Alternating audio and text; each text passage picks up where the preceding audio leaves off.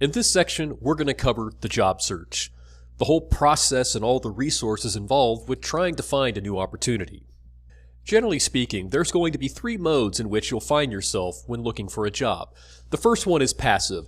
This is where you're just kind of sitting back, not really actively looking. Maybe you're talking to recruiters one by one as they reach out to you, but more specifically, you're not spending 5, 10, or 15 hours a week trying to find a new job. The second mode is when you're actively looking. This is when you are actively talking to people, you're trying to get interviews scheduled, or more specifically, you already have interviews scheduled. The final mode is if you're unemployed. If you're unemployed, your full-time job is finding a job. So where you would normally work 40 hours a week doing your job, I would be working 40 hours a week finding a job. In terms of trying to find a new opportunity, I recommend the following order. First, your own network. Your contacts, your friends, your family, anybody with inside your network is the first and best point of contact for finding a new opportunity. This is because it can get you directly talking to that hiring manager without having to go through any number of other people.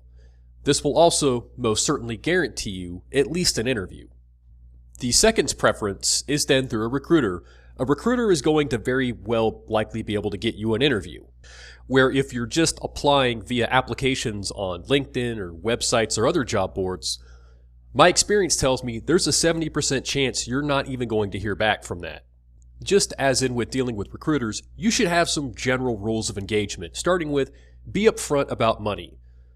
The job searching and interview process can be lengthy. Sometimes hours or even days of work will go into an individual opportunity. So what you don't want to do is spend a bunch of time on an opportunity that's not going to pay you remotely what you're looking for. So be upfront about money. Either say, I'm looking for this amount of money, or even say, I'm looking for a minimum of this amount of money. You also want to be very explicit about the employment type. If you're only interested in full-time, you need to figure that out very quickly in terms of the job opportunity. The same goes for the work style.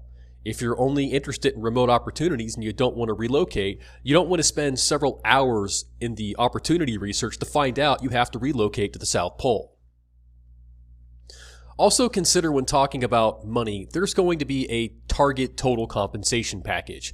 It's not just about the salary, but the salary with other benefits like a 401k, a sign-on bonus, stock options, reserve stock units. There's an entire package that represents the total target compensation. You're also going to have to decide whether you want to do a startup or not. For example, if you don't want to do startups, if you see someone that's in Series A funding, you know they're a startup and you can just automatically decline that opportunity. When it comes to dealing with interviews, and especially interviews that require you to be on site for hours at a time, you're going to have to get very good at calendar management. This is again where I'm going to recommend you use a combination of Calendly, a personal calendar, and a work calendar for managing all of that.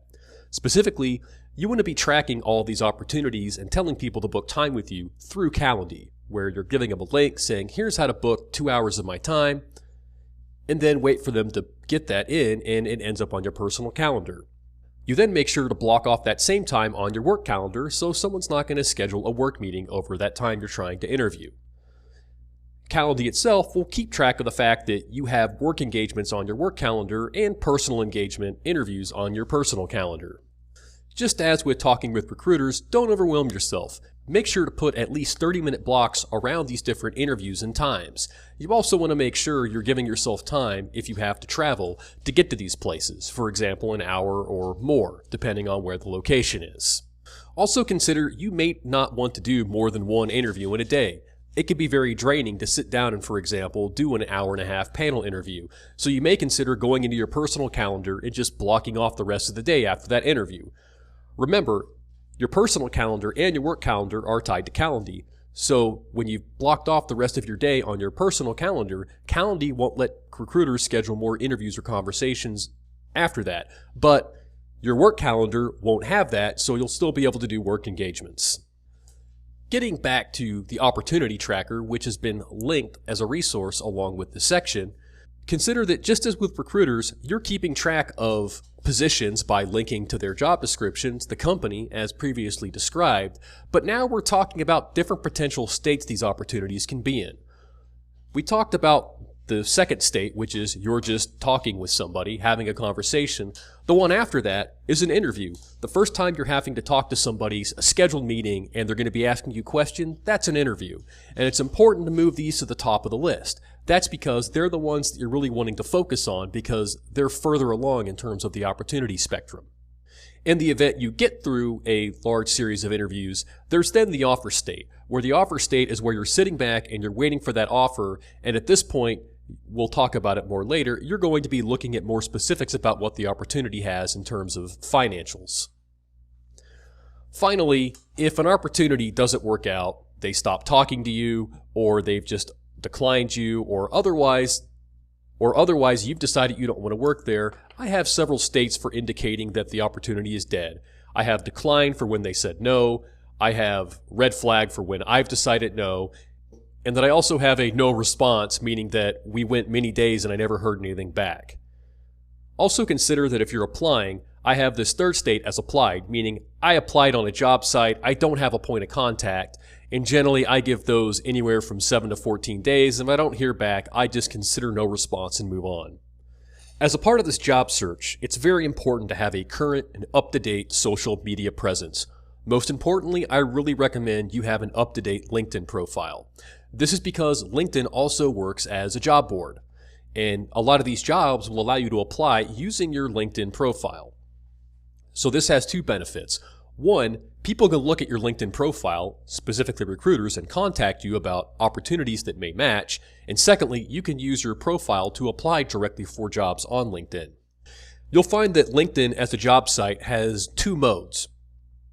Those two modes being much like other job sites. There's Easy Apply, where you hit the Easy Apply button, probably just upload your resume or give a LinkedIn profile, and you've applied.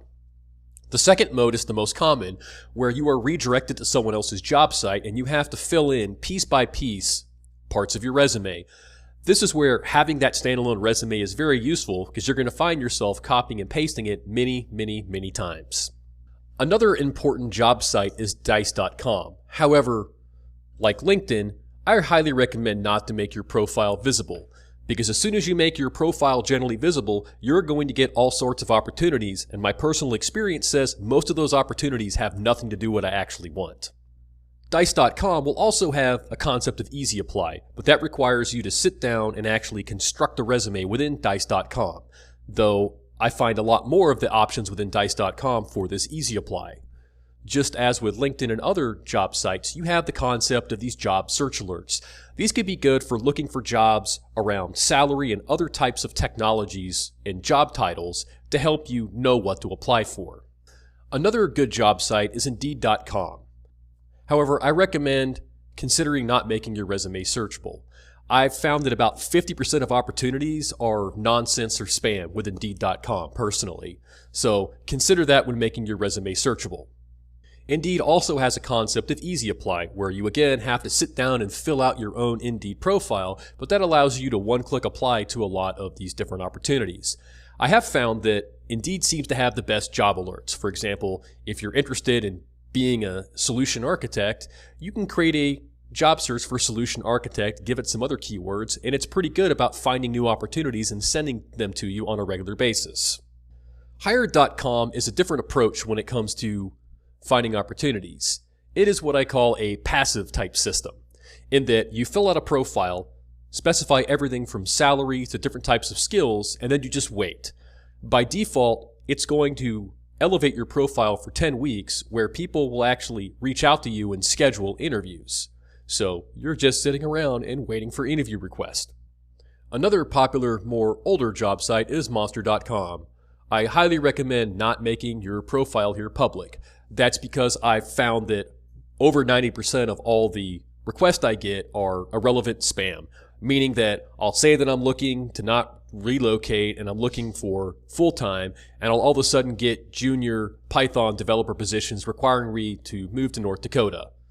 The job alerts are also alright, but they're not the best. It also does have the quick apply option, allowing you to, again, fill out an entirely new profile on Monster.com to allow you to one-click apply. But again, a lot of those jobs are just going to direct you to their own job sites where you then have to go in and fill it in piece by piece.